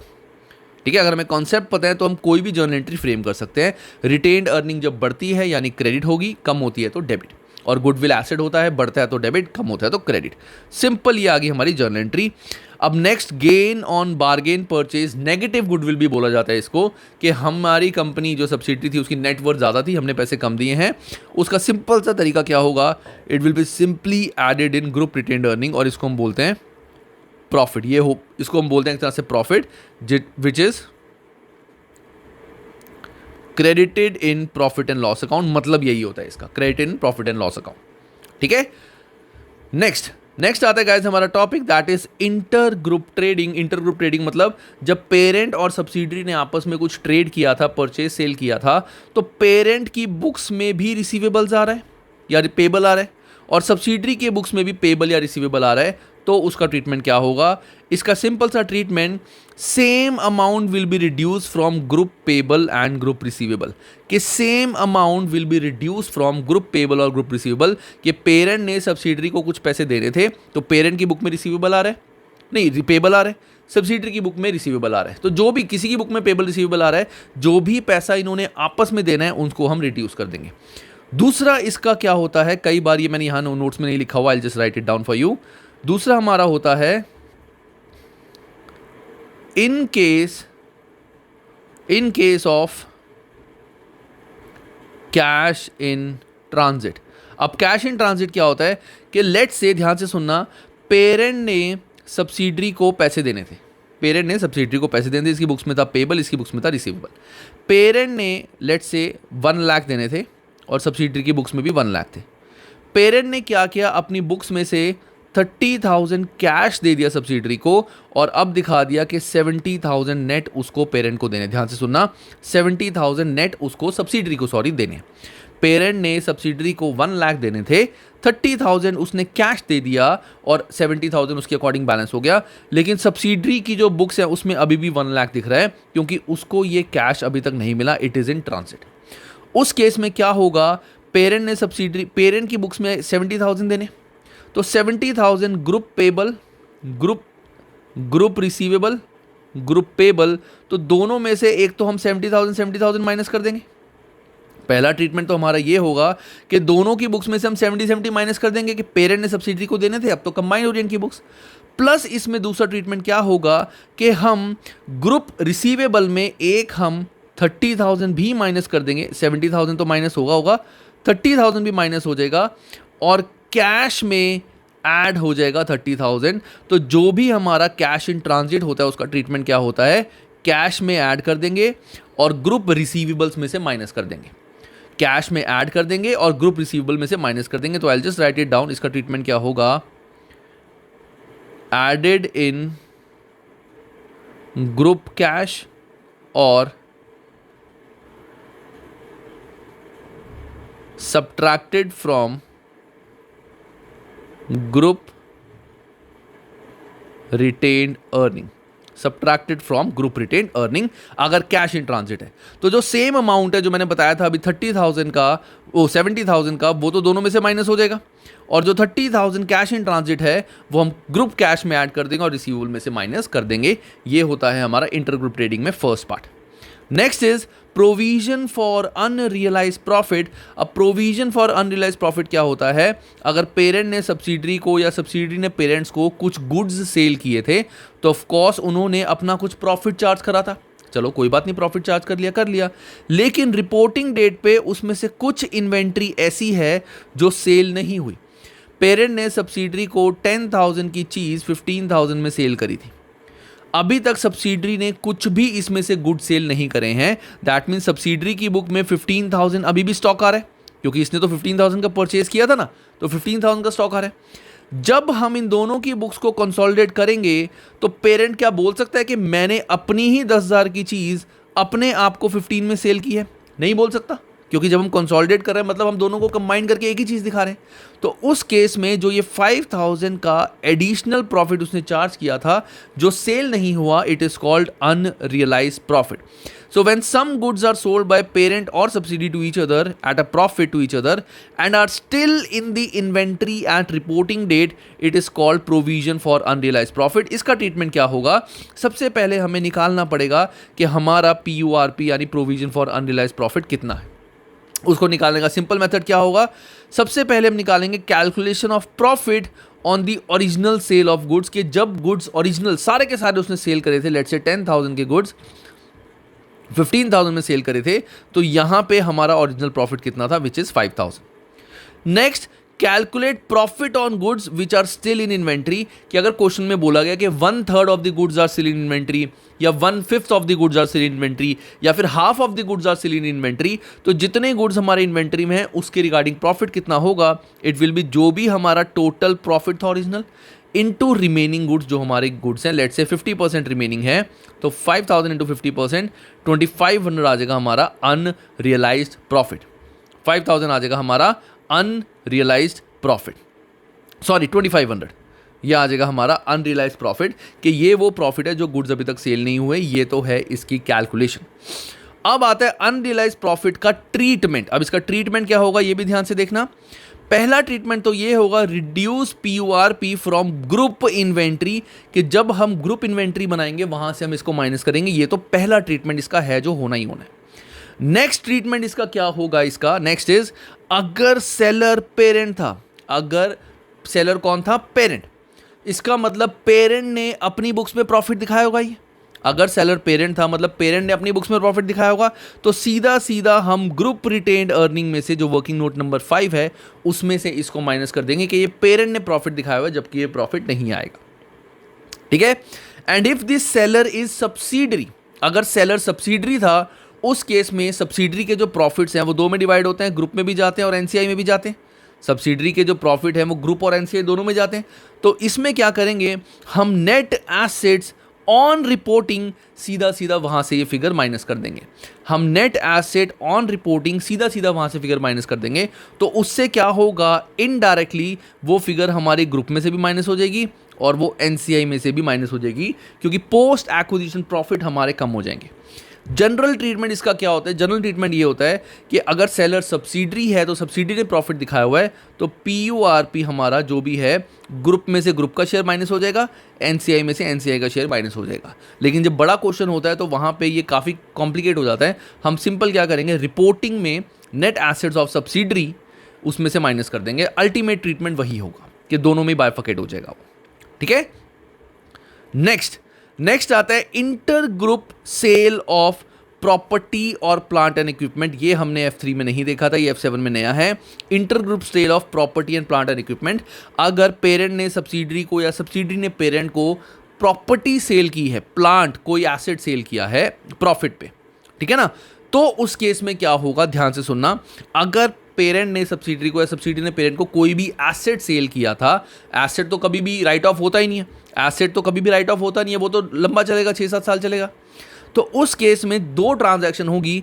पहला तो सेलर ने प्रॉफिट कमाया होगा, तो हमें प्रॉफिट का ट्रीटमेंट कर रहे हैं। और दूसरा जो परचेजर है, मैं लिख देता हूँ यहाँ पे, जो सेलर है, सेलर ने प्रॉफिट कमाया होगा, और जो परचेजर है, परचेजर ने एक्सेस डेप्रिसिएशन चार्ज करी होगी, क्योंकि उसने तो जो वैल्यू परचेज किया उस पर डेप्रिसिएशन चार्ज करेगा ना। तो इन दोनों की हमें एडजस्टमेंट करनी पड़ेगी, क्योंकि अब कंसोलिडेटेड बुक्स बन रहे हैं, ना तो कोई प्रॉफिट आएगा ना तो excess depreciation. Guys, this part is different from revaluation. Revaluation होता है कि हमने एसेट को रीवैल्यू किया, that is different. This is अगर inter group sale of asset हुआ है तो जो भी प्रॉफिट ऑन सेल है उसके ट्रीटमेंट होगा और एक्सेस डेप्रिसिएशन का। तो इसका फर्स्ट ट्रीटमेंट क्या होगा, हर चीज़ के दो ट्रीटमेंट होते हैं। इसका फर्स्ट ट्रीटमेंट क्या होगा कि जो भी हमारा प्रॉफिट ऑन सेल था वो हम ग्रुप एसेट में से माइनस कर देंगे। कि जो ग्रुप एसेट होगा, जैसे प्रॉपर्टी पेरेंट की होगी, प्रॉपर्टी सब्सिडरी होगी, उसमें से माइनस कर देंगे अपना प्रॉफिट, पहली चीज़, ठीक है, माइनस कर देंगे अपना profit, reduce from group profit. दूसरा, जो एक्सेस डेप्रिसिएशन चार्ज करी हुई है उसमें वो चार्ज भी नहीं करनी चाहिए, तो वो एक्सेस डेप्रिसिएशन हम यहाँ पे ऐड कर देंगे। तो ट्रीटमेंट क्या होगा, जो हमारे ग्रुप पीपीई होते हैं, I will just right group property plant and equipment, parent plus subsidiary, minus कर देंगे हम उसमें से अपना प्रॉफिट और ऐड कर देंगे जो भी एक्सेस डेप्रिसिएशन चार्ज हुई है। ये होगा उसका पूरा ट्रीटमेंट। तो इसको मैंने क्रक्स में क्या लिख दिया, प्रॉफिट माइनस एक्सेस डेप्रिसिएशन, जो भी फिगर आएगी उसको हम group property plant and equipment में से माइनस कर देंगे। एक ही बात है ना, कि मैंने क्या किया, मैंने प्रॉफिट में से एक्सेस डेप्रिसिएशन माइनस कर दी, नेट फिगर को यहाँ से माइनस कर दिया। तुम इंडिविजुअली भी कर सकते हो, क्या कि प्रॉफिट यहाँ से माइनस कर दो, एक्सेस डेप्रिसिएशन को यहाँ पे ऐड कर दो। ये तो है पहला ट्रीटमेंट इसका। अब दूसरा ट्रीटमेंट के जो ये प्रॉफिट है, एक्सेस डेप्रिसिएशन है, इसका पेरेंट सब्सिडरी में क्या होगा, देखो ये इंपॉर्टेंट है। सेकेंड ट्रीटमेंट इज अगर सेलर पेरेंट है, अगर सेलर कौन है, पेरेंट। मैंने बताया था जो सेलर होता है उसने अपनी बुक्स में प्रॉफिट दिखाया हुआ है, और जो बायर है, बायर ने अपनी बुक्स में एक्सेस डेप्रिसिएशन दिखाई है। इफ सेलर वाज पेरेंट, अगर सेलर पेरेंट था, दैट मीन्स सेलर ने अपनी बुक में प्रॉफिट दिखाया है, तो हम जो भी प्रॉफिट ऑन सेल है वो ग्रुप रिटेन अर्निंग में से माइनस कर देंगे। अगर सेलर पेरेंट है तो पेरेंट ने अपनी बुक्स में प्रॉफिट दिखाया हुआ है तो ग्रुप रिटेन अर्निंग में से माइनस कर देंगे, और सब्सिडरी ने अपनी बुक्स में एक्सेस डेप्रिसिएशन चार्ज करी होगी तो वो एक्सेस जो उसने खर्चा करा था उसको हम ऐड बैक कर देंगे, added in net assets of subsidiary on reporting, added in net asset subsidiary of reporting. और जैसा कि मैंने बताया था कि जब रिपोर्टिंग पे सब्सिडरी में फ़र्क पड़ता है, इसके अल्टीमेटली वही इफेक्ट आते हैं, ग्रुप रिटेन अर्निंग में भी जाता है ये और एनसीआई में भी जाता है, सेम वही चीज़ होगी। क्योंकि हम अगर रिपोर्टिंग की net asset of subsidiary on reporting पे माइनस कर रहे हैं या ऐड कर रहे हैं तो उसका इफेक्ट दोनों जगह जाएगा, ठीक है ना, पोस्ट एक्विजिशन प्रॉफिट वाला। तो added in net asset of subsidiary on reporting, excess depreciation जो सब्सिडरी ने चार्ज करी हुई है। और अगर सब्सिडरी सेलर थी, दैट मीन्स सब्सिडरी ने अपनी बुक्स में प्रॉफिट दिखाया हुआ है, तो सब्सिडरी का प्रॉफिट हमें कम करना पड़ेगा। तो reduce from net assets of subsidiary on reporting, कि net assets of subsidiary on reporting में से माइनस कर देंगे, अल्टीमेटली वही इफेक्ट ग्रुप रिटेन अर्निंग और एनसीआई में से प्रॉफिट माइनस हो जाएगा शेयर। और पेरेंट ने अपनी बुक्स में एक्सेस डेप्रिसिएशन चार्ज करी होगी, तो पेरेंट की जो ग्रुप रिटेन अर्निंग है उसमें हम ऐड कर देंगे एक्सेस डेप्रिसिएशन, कि जो भी एक्सेस डेप्रिसिएशन उसने चार्ज करी है, तो जो भी हमारा प्रॉफिट था, profit divide by life of asset और इनटू जो भी हमें परसेंटेज डेप्रिसिएशन दी हुई है, वो आ जाएगा एक्सेस डेप्रिसिएशन। वो एक्सेस डेप्रिसिएशन हम पेरेंट की रिटेन अर्निंग में से माइनस कर देंगे, क्योंकि उसने अपनी बुक्स में इसको एक्सपेंस दिखाया हुआ है, तो सॉरी वहाँ पे हम इसको ऐड कर देंगे। ये है गाइस हमारा पूरा चैप्टर। जर्नल एंट्री जो है वो तुम बुक से कर सकते हो, यहाँ से जर्नल एंट्री भी तुम इजीली बना सकते हो। जैसे लेट्स से अब इसकी जर्नल एंट्री करनी है कि हमने प्रॉफिट ऑन सेल जो था इसकी एडजस्टमेंट करनी है, तो profit on sale of adjustment की एंट्री क्या होगी इसमें, reduce from group retain earning, तो ग्रुप रिटेन अर्निंग, और यहाँ पे आ जाएगा डेबिट और क्रेडिट हो जाएगा property plant and equipment. Debit हो जाएगा ग्रुप रिटेन अर्निंग, क्रेडिट हो जाएगा प्रॉपर्टी प्लांट एंड इक्विपमेंट। इसकी एंट्री क्या होगी, इसकी एंट्री ध्यान से देखना। इसकी जर्नल एंट्री अगर हमें पूछी गई है, हमने एक्सेस डेप्रिसिएशन चार्ज करी थी, तो हमें एसेट की वैल्यू बढ़ानी है, तो debit property plant and equipment. Credit यहाँ पे हम नेट एसेट्स ऑफ सब्सिडरी लिख देंगे, हम लिख देंगे नेट एसेट ऑफ सब्सिडरी, ये भी लिख सकते हैं, या फिर तुम यहाँ पे ग्रुप रिटेन अर्निंग और एनसीआई दोनों भी क्रेडिट कर सकते हो, क्योंकि दोनों ही बढ़ेंगे इनडायरेक्टली। तो कुछ भी कर सकते हो, जैसी बुक में दी है तुम वैसे कर लेना। तो ये हमारा पूरा चैप्टर है consolidated statement of financial position, इसके सारे कॉन्सेप्ट्स, इसके अलावा कुछ नहीं है। अब नेक्स्ट चैप्टर आता है हमारा guys consolidated statement of profit and loss. इसके भी मैं तुम्हारे को पहले क्रक्स फॉर्मेट बताऊंगा, उसके बाद सारी एडजस्टमेंट जितनी इस चैप्टर में हो सकती हैं सारी A to Z crystal clear बताऊंगा। तो ये तुम्हारी एक वीडियो में इन दोनों तीनों चैप्टर्स के सारे कॉन्सेप्ट्स क्लियर हो जाएंगे। नेक्स्ट आता है गाइस हमारा topic, that is consolidated statement of profit and loss account. चलो अब इसको ध्यान से करते हैं। तो पहले जैसे कि मैंने उस चैप्टर में बताया था, एक पूरा ढांचा, एक स्ट्रक्चर। तो स्ट्रक्चर क्या होता है guys, parent, subsidiary and consolidated. ये फिगर्स जो हमें होती हैं, ये गिवन होती हैं, ये हमें खुद कैलकुलेट करनी होती है। तो यहाँ पे रेवेन्यू पेरेंट का पूरा पूरा आएगा, सब्सिडरी का प्रोरेट होके आता है अगर हमने सब्सिडरी को मिड ईयर एक्वायर किया है उसी साल में। जैसे फॉर एग्जांपल ये है हमारा 1 जनवरी, ये है 31 दिसंबर। अगर हमने साल के बीच में यहाँ पे सब्सिडरी को एक्वायर किया उसी साल में, तो हम सब्सिडरी की सारी फिगर्स को प्रोरेट करेंगे इस पीरियड के लिए। ठीक है, सब्सिडरी की सारी फिगर्स इस तरीके के लिए हम प्रोरेट करेंगे। लेकिन अगर ऐसा है कि सब्सिडरी को हमने 4 साल पहले एक्वायर किया था, तब मिड ईयर एक्विजिशन था, और हम इस साल की बुक्स बना रहे हैं, तब हम प्रोरेट नहीं करेंगे। ये चीज़ याद रखना, यहाँ बहुत बच्चे गलती करते हैं। प्रोरेट अगर हमने उसी साल एक्वायर किया है तभी प्रोरेट करेंगे, लेकिन बाद में अगर हमने बुक्स बना रहे हैं, एक्वायर पहले कभी करा था, चाहे उस टाइम मीडियर एक्विजिशन था, तो हम प्रोरेट नहीं करते। तो सब्सिडरी का रेवेन्यू प्रोरेट हो जाएगा। मैं ये मान के चलता हूँ अगर मीडियर है, नहीं है तो नहीं होगा। कंसोलिडेट कॉस्ट ऑफ सेल्स में भी सेम, पेरेंट का, सब्सिडरी का प्रोरेट करेंगे। ग्रॉस प्रॉफिट हमें यहाँ पे जो दोनों का दिया हुआ है उसका हम कुछ नहीं करेंगे, ये ग्रॉस प्रॉफिट हमें कैलकुलेट करना पड़ेगा दिस माइनस दिस करके। ठीक है, उसके बाद आता है अदर एक्सपेंसेस, पेरेंट के आ जाएंगे, सब्सिडरी के same prorate. Then profit before tax, parent का नहीं आएगा, सब्सिडरी का नहीं आएगा, यहाँ पे हमें कैलकुलेट करना पड़ेगा। अब एक इंपॉर्टेंट बात मैं यहीं पे बताता हूँ, अगर हम गुडविल इम्पेयर करते हैं, अगर हम गुडविल इम्पेयर करते हैं, तो वो इम्पेयरमेंट का हमारा जो लॉस होता है वो हमें ग्रुप यहाँ से माइनस करना पड़ेगा। क्यों? क्योंकि जो इसमें एक्सपेंस में ऐड करना पड़ेगा this plus impairment during the year goodwill की, कि वो हमारा एक एक्सपेंस है। जैसे एसेट पे डेप्रिसिएशन हम यहाँ से माइनस करते हैं, वैसी इम्पेयरमेंट भी हमें यहाँ से एडजस्ट करनी पड़ेगी। ठीक है, तो एक्सपेंस में इम्पेयरमेंट हमारी ऐड हो जाएगी, टोटल यहाँ पे आ जाएगा अगर इम्पेयरमेंट है तो। देन अदर टैक्स, पेरेंट का, सब्सिडरी का प्रोरेट कर देंगे। Then profit after tax, same मैंने बताया था, हम इन दोनों का नहीं देखेंगे, कैलकुलेट करेंगे दिस माइनस दिस, ये आ जाएगा प्रॉफिट आफ्टर टैक्स। देन आता है अदर कॉम्प्रिहेंसिव इनकम, पेरेंट की, सब्सिडरी की prorate, total. Then total comprehensive income again, इनका कुछ नहीं करेंगे जो हमें बुक्स में गिवन है, सिंपल जो हमारा बी है ये करेंगे। तो ये आता है हमारा टोटल कॉम्प्रिहेंसिव इनकम। ठीक है, तो यहाँ पे गाइस जब हम कंसोलिडेशन करते हैं ना, हमें इन दोनों को अलग से दिखाना पड़ता है कि इसमें एनसीआई और पेरेंट का कितना होगा, इसमें एनसीआई और पेरेंट का कितना होगा, अभी मैं आगे बताऊंगा। बट अभी के लिए हमें इस तरह से हमारे को सब प्रॉफिट एंड लॉस अकाउंट को कंसोलिडेट करना होता है। चलो अब आता है इसके बाद, ये मैंने छोटा सा पॉइंट जो था वो लिखा हुआ है कि prorate in case of mid year acquisition, that means from date of acquisition till reporting, तो हम चीज़ों को प्रोरेट करेंगे अगर मिड ईयर एक्विजिशन है।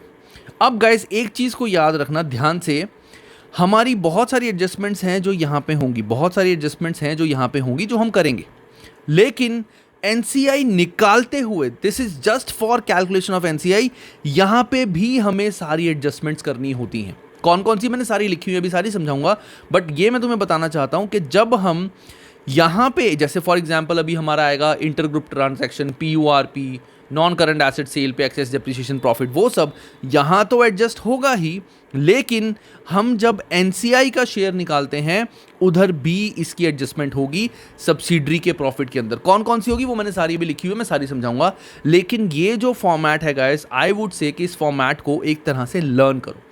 इस पेज को प्रिंट, इस पूरे नोट्स को प्रिंट निकाल के अपने पास रख लो, 10, 15, 20 बार तुम इसको पढ़ लो, हर रोज 3 से 4 बार पढ़ लो ये नोट्स, 3 से 4 बार, तुम देखना 5 to 6 डेज के अंदर तुम्हारे को सारे कॉन्सेप्ट, सारे फॉर्मेट इजीली लर्न हो जाएंगे and any question you will be able to do. ठीक है, लेकिन कंडीशन क्या है कि हर रोज तुम्हें 5, 6, 7 बार पढ़ना है, 5 to 6 टाइम्स हर रोज पढ़ना है, 5 to 6 डेज के लिए पूरे नोट्स वर्बली एक बार वर्ड टू वर्ड बोल बोल के पढ़ने हैं कि अच्छा इसको ऐसे होगा, इसको ऐसे, और समझना भी है साथ साथ, ऐसा नहीं है बस मुंह से निकाल दिया, समझना भी है साथ साथ कि क्या हो रहा है देख के। ऐसा करोगे ना 5 to 6 times a day, 5 to 6 days, तुम्हारे को ये consolidated statement of financial position और प्रॉफिट एंड लॉस, ये सारी छोटी छोटी चीजें क्रिस्टल क्लियर हो जाएंगी। ठीक है, चलो अब एनसीआई का शेयर निकालते हुए, सिर्फ शेयर निकालते हुए हमें क्या करना है, ये भी एक वर्किंग नोट हमें बनाना पड़ता है। तो एक तो हमारा कॉलम आएगा प्रॉफिट ऑफ सब्सिडरी का, एक आएगा हमारा column total comprehensive income of subsidiary का। सारी फिगर्स जो यहाँ आएंगी वो सारी फिगर्स यहाँ भी आएंगी, एग्जैक्टली कॉपी पेस्ट करेंगे हम। ठीक है, क्योंकि दोनों हमें निकालना होता है, लिखा भी है मैंने, all are same on both side. So सबसे पहले हम लिखेंगे as per subsidiary book on reporting date. अब यहां पे जब हमें प्रॉफिट ऑफ सब्सिडरी निकालना है कि एनसीआई का शेयर कितना जाएगा, पहले हम लिखेंगे कि एज पर सब्सिडरी बुक उसके प्रॉफिट कितने थे, मतलब जो हमने जब सब्सिडरी की बुक्स हमें क्वेश्चन में गिवन थी, ये पूरी गिवन थी, इसके अकॉर्डिंग जो हमारे प्रॉफिट आ रहे थे वो, और इसके अकॉर्डिंग जो एनसीआई आ रहे थे वो, ये वाले नहीं, इसके अकॉर्डिंग जो प्रॉफिट आ रहे थे, इसके अकॉर्डिंग जो एनसीआई आ रहा था बिफोर एनी एडजस्टमेंट, क्योंकि जो हमें गिवन होगा उसमें तो कोई एडजस्टमेंट नहीं होगी ना, तो वो वाले प्रॉफिट और वो वाले एनसीआई मैं यहाँ पे उनकी बात कर रहा हूँ। ठीक है, तो क्या होगा, एज पर सब्सिडरी बुक जो भी प्रॉफिट थे उसके, और एज पर सब्सिडरी बुक जो भी अदर कॉम्प्रिहेंसिव इनकम थी। इंपेयरमेंट लॉस यहाँ पे हम पूरा माइनस करेंगे, कब, when NCI is valued at fair value, जब एनसीआई फेयर वैल्यू पे वैल्यू हुई है तो पूरा लॉस हम यहाँ से माइनस करेंगे, पहला। दूसरा, PURP, provision for unrealised profit if seller is subsidiary, क्योंकि सब्सिडरी ने अपनी बुक्स में प्रॉफिट दिखाया होगा, इफ सेलर इज सब्सिडरी तो पीयूआरपी हम यहां दोनों से माइनस कर देंगे।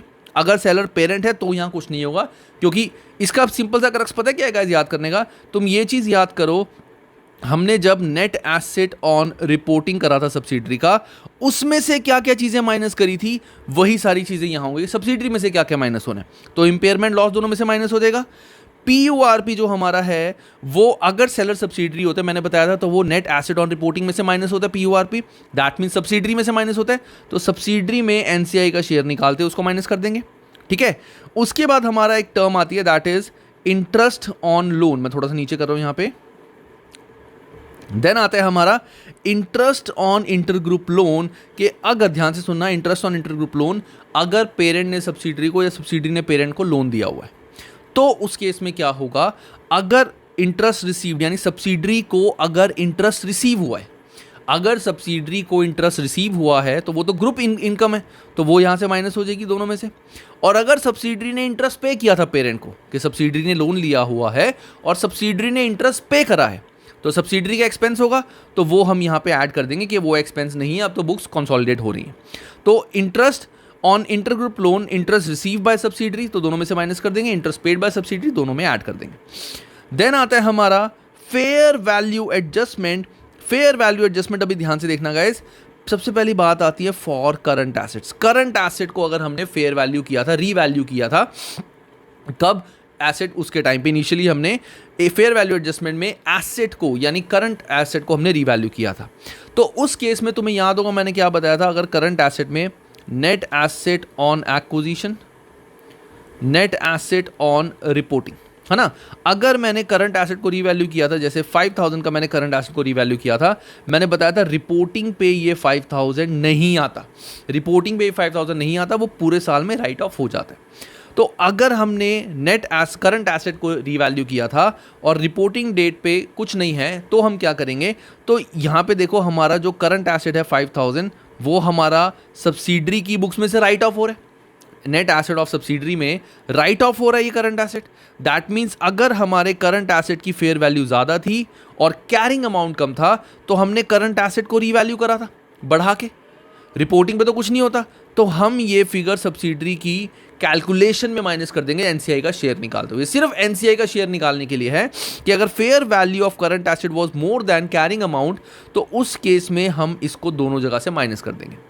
और अगर फेयर वैल्यू कम थी और कैरिंग अमाउंट ज़्यादा था, कि जैसे अब इन्वेंट्री की फेयर वैल्यू कम थी और कैरिंग अमाउंट ज़्यादा था, मैंने इन्वेंट्री को कम पे लिखा हुआ है कि मैंने लेट से इन्वेंट्री की वैल्यू थी 5000 और मुझे लिखनी थी 3000, तो 2000 से मेरा रीवैल्यूएशन नेगेटिव हो गया, यहाँ कुछ नहीं है, तो एक तरह से 2000 का प्रॉफिट हो गया, जिससे राइट ऑफ करते हैं वैसी वैल्यू बढ़ गई। तो उस केस में अगर fair value was less than carrying amount तो दोनों जगह पे हम वो फिगर ऐड कर देंगे फॉर करंट एसेट्स। अभी किसकी बात हो रही है? करंट एसेट्स की।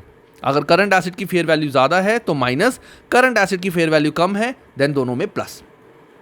अब बात आती है फॉर नॉन करंट एसेट। अगर नॉन करंट एसेट को हमने रीवैल्यू किया था, मैंने तुम्हें बताया था, जो हमारा 15,000 वाला था, आई थिंक 20,000 वाला था, 20,000 में से तुम्हें याद होगा हमने 4,000 की डेप्रिसिएशन निकाली थी, एक्सेस डेप्रिसिएशन। तो ये था नेट एसेट ऑन एक्विजिशन, और नेट एसेट ऑन रिपोर्टिंग मैंने बताया था वैल्यू आएगी 16,000, कि जो डेप्रिसिएशन उस पूरे साल में लगी है 4,000 वो ही हम माइनस करते हैं, कि अगर एसेट को हमें फेयर वैल्यू पे दिखाना था तो बढ़ा के दिखाना था। तो उस केस में इसका ट्रीटमेंट क्या होगा गाइस? उस केस में हमारा अगर फेयर वैल्यू ज़्यादा है करंट एसेट कैरिंग अमाउंट से तो हमें एक्सेस डेप्रिसिएशन चार्ज करनी थी, वो हम दोनों साइड लिख देंगे, वो हम दोनों साइड माइनस कर देंगे। और अगर फेयर वैल्यू कम थी कैरिंग अमाउंट ज़्यादा था तो दोनों साइड हम ऐड कर देंगे क्या? डेप्रिसिएशन, सिर्फ डेप्रिसिएशन, जो भी एक्सेस डेप्रिसिएशन है वो हम यहाँ पे लिखेंगे। अगर हमने फेयर वैल्यू ज़्यादा थी करंट एसेट कम, that means excess depreciation charge करनी थी, तो वो सब्सिडरी में से माइनस कर देंगे और यहाँ पे प्लस कर देंगे, और ये चीज़ आएगी फेयर वैल्यू एडजस्टमेंट में ऑफ सब्सिडरी। ये सब करने के बाद गाइस हमारा आ जाएगा adjusted profit and adjusted other comprehensive income of subsidiary. ये निकालने के बाद या गाइस, सो एक सेकंड, मेरे को थोड़ा सा एक्चुअली बीच में खांसी वगैरह हो गई थी। तो जो भी हमारे प्रॉफिट आफ्टर एडजस्टमेंट आएंगे, सारी एडजस्टमेंट्स करने के बाद उन प्रॉफिट्स में से हम एनसीआई का शेयर निकाल लेंगे।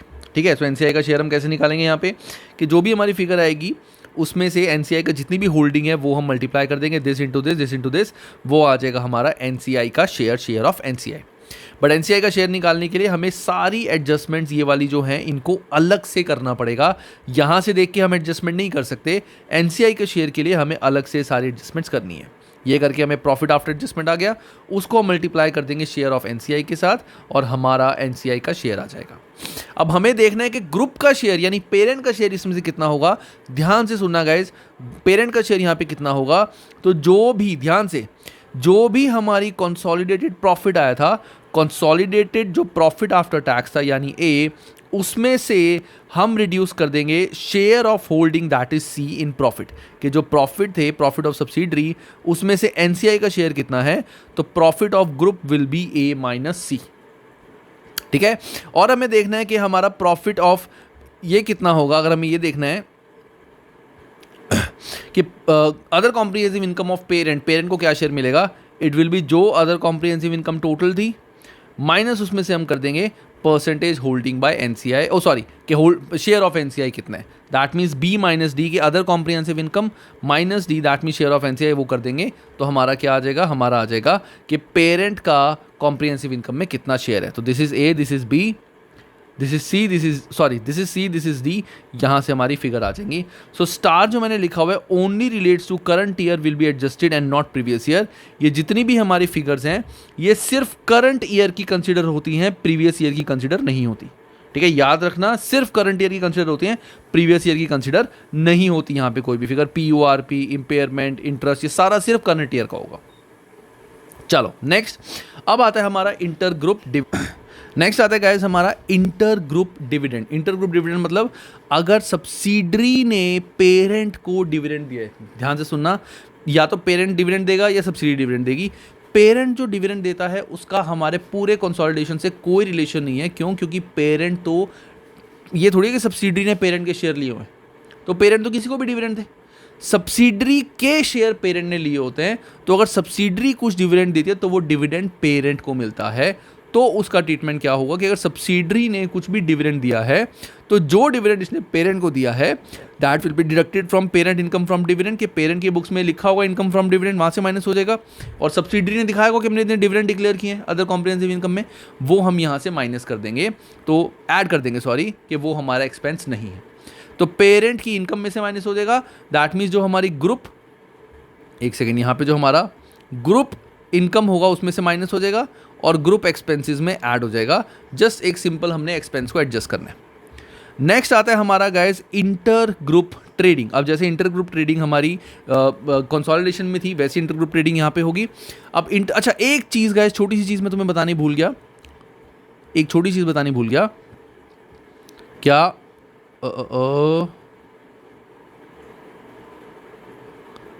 जब हम किसी एसेट को रीवैल्यू करते हैं, जब भी हम किसी एसेट को रीवैल्यू करते हैं तो उस रीवैल्यूएशन के बाद अगर मैं बात करूं हमारे कंसोलिडेशन की, तो कंसोलिडेशन में क्या होगा, अगर हमने एसेट को रीवैल्यू किया है तो इन दोनों के अंदर हम ऐड कर देंगे हमारा रीवैल्यूएशन माइनस एक्सेस डेप्रिसिएशन, वो हम यहाँ से माइनस कर देंगे। सो नॉन करंट एसेट में हम रीवैल्यूएशन जो हमने करा था वो हम यहाँ पे ऐड कर देंगे और जो भी एक्सेस डेप्रिसिएशन उस पर लगनी थी वो माइनस कर देंगे। नेट फिगर हमारी नॉन करंट एसेट्स में आएगी अगर नॉन करंट एसेट को रीवैल्यू किया है। करंट एसेट को रीवैल्यू किया तो मैंने बताया था वो तो वैसे ही अगर मैं ऐड भी करता हूँ कि रीवैल्यूएशन सरप्लस मैंने ऐड कर दिया, माइनस कर दिया जितना एडजस्ट हुआ, और मैंने बताया था करंट एसेट तो उसी साल में पूरे एडजस्ट हो जाते हैं, राइट ऑफ हो जाते हैं, तो यहाँ पे कोई इफेक्ट उस चीज़ का नहीं आएगा। जब हमने इन्वेंट्रीज में ऐड कर दिया 5000 और राइट ऑफ भी कर दिया तो 5000 माइनस भी कर दिया तो नेट में कोई फर्क नहीं आया। तो यहाँ पे कोई फर्क नहीं आता, लेकिन नॉन करंट एसेट में रीवैल्यूएशन हमारा ऐड होता है और एक्सेस डेप्रिसिएशन माइनस होगी। चलो नेक्स्ट जल्दी से, थोड़ा सा रह गया वो कर लेते हैं। ये हो चुका है हमारा, कहाँ थे हम, काफ़ी आगे निकल चुके हैं हम, अरे हाँ। सो अब आता है हमारा इंटर ग्रुप ट्रेडिंग कि अगर पेरेंट ने सब्सिडरी को या सब्सिडरी ने पेरेंट को कुछ गुड्स सेल किए हैं, कुछ गुड्स परचेज हुए, तो when goods are sold by parent to subsidiary और वाइस वर्सा, देन इफेक्ट क्या होगा हमारा, reduce from consolidated group sales, reduce from consolidated cost of sales, जो भी हमारी गुड्स की सेल वैल्यू है। तो जो सेल वैल्यू है हमारी गुड्स की, जब हम सेल्स दिखाएंगे पेरेंट प्लस सब्सिडरी की, उसमें से inter group sale value minus कर देंगे और कॉस्ट ऑफ सेल्स में parent plus subsidiary minus sale value जो है सेल वैल्यू, वो हम यहाँ पे माइनस कर देंगे कि reduce from consolidated group sales, reduce from consolidated cost of sales. ठीक है, तो ये तो है जब पेरेंट ने सब्सिडरी को गुड्स सेल किए हैं, सेल वैल्यू ऑफ गुड्स। यहाँ पे पेबल रिसीवेबल का कोई रोल नहीं है कि जो सेल वैल्यू थी वो हम दोनों से माइनस करेंगे, क्योंकि जब हम कंसोलिडेशन कर रहे हैं तो आपस की सेल्स थोड़ी दिखाएंगे यहाँ पे। नेक्स्ट आता है हमारा PORP, provision for unrealise profit. अब प्रोविजन फॉर अनरियलाइज प्रॉफिट की कैलकुलेशन जैसी सेम थी वैसी यहाँ पे है।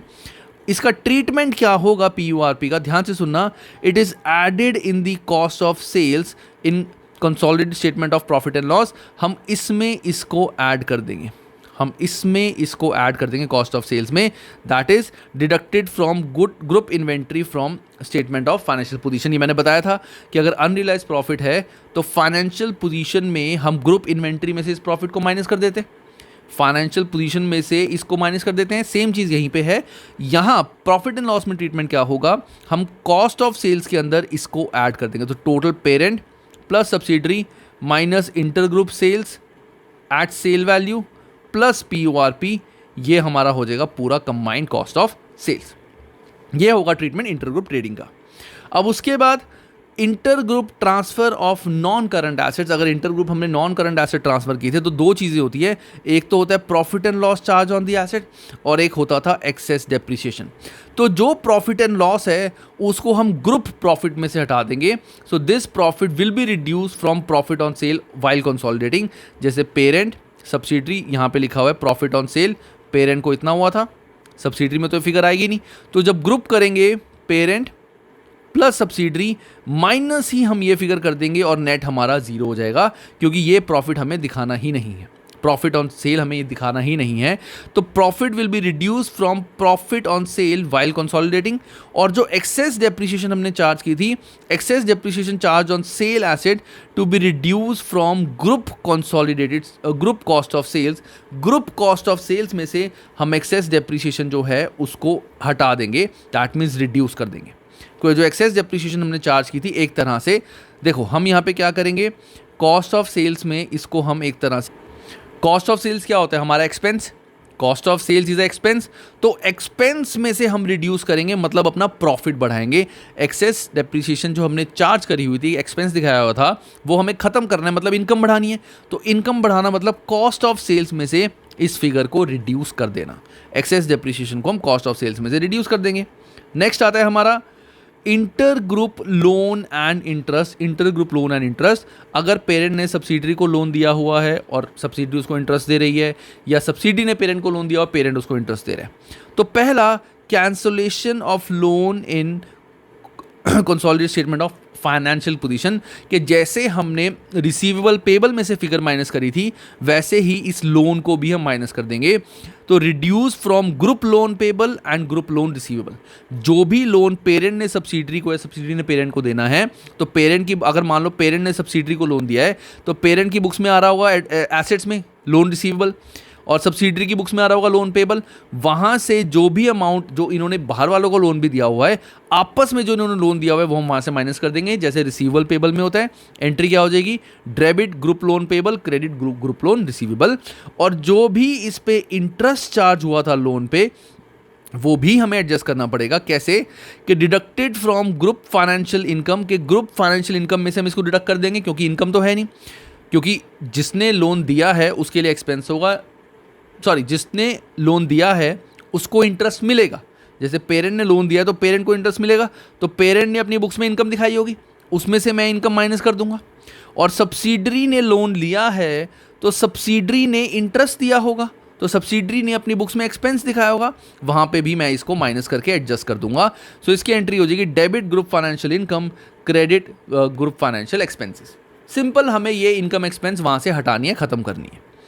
नेक्स्ट आता है हमारा last topic of all the chapters जो हमारे कंसोलिडेशन के हैं। अभी मैंने इसमें एसोसिएट्स और वो सब कुछ सेल वाला नहीं बताया, अभी सिर्फ हम जो पूरा फॉर्मेट है वो वाला है, that is fair value adjustment.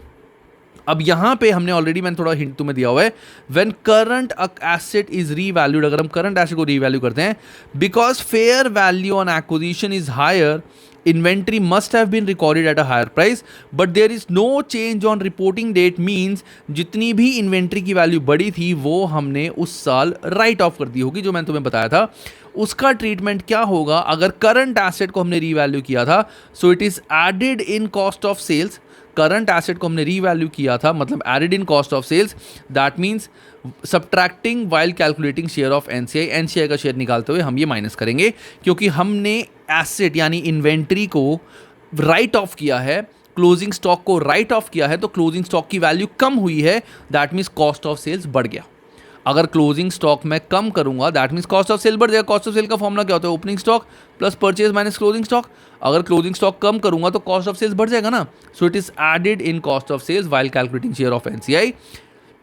Journal entry क्या हो जाएगी, debit retained earning, debit NCI, credit cost of sales, ये हमने ऑलरेडी कर ली है। और फिक्स एसेट को अगर हमने रीवैल्यू किया है तो उस केस में रीवैल्यूएशन वाला पार्ट तो सारा हमारा कहाँ जाता है, स्टेटमेंट ऑफ फाइनेंशियल पोजीशन में। लेकिन अगर हमने फिक्स एसेट को रीवैल्यू किया है तो उस पर हमने एक्सेस डेप्रीसिएशन चार्ज करनी है, एक्सेस डेप्रीसिएशन चार्ज करनी है, तो इसको मैं ऐड कर दूंगा कॉस्ट ऑफ सेल्स में, क्योंकि मेरे को अपना एक्सपेंस बढ़ाना है। तो additional depreciation for current year, कि अगर हमने किसी एसेट को रीवैल्यू किया था तो इस साल की जो उसकी एडिशनल डेप्रीसिएशन है उसको मैं कॉस्ट ऑफ सेल्स में ऐड कर दूंगा। ये है हमारे गाइस तीनों चैप्टर और ये इनके नोट्स। इन नोट्स का प्रिंट आउट निकाल के अच्छे से देख लो। अच्छे से नोट्स को मैंने बताया था, सिंपल सा रूल 5 to 5, मतलब 5 बार दिन में 5 दिन तक अच्छे से ये सारे notes thoroughly word to word समझ के पढ़ लो। तुम देखना है सारे चैप्टर्स तुम्हारे क्रिस्टल क्लियर हो जाएंगे, तीनों जो डिफिकल्ट चैप्टर्स हैं। ठीक है, मुझे प्लीज़ इस वीडियो के बाद बताना तुम्हें वीडियो कैसी लगी, एंड इस वीडियो को जितना हो सकता है गाइस मैक्सिमम शेयर करना। Bye and take care.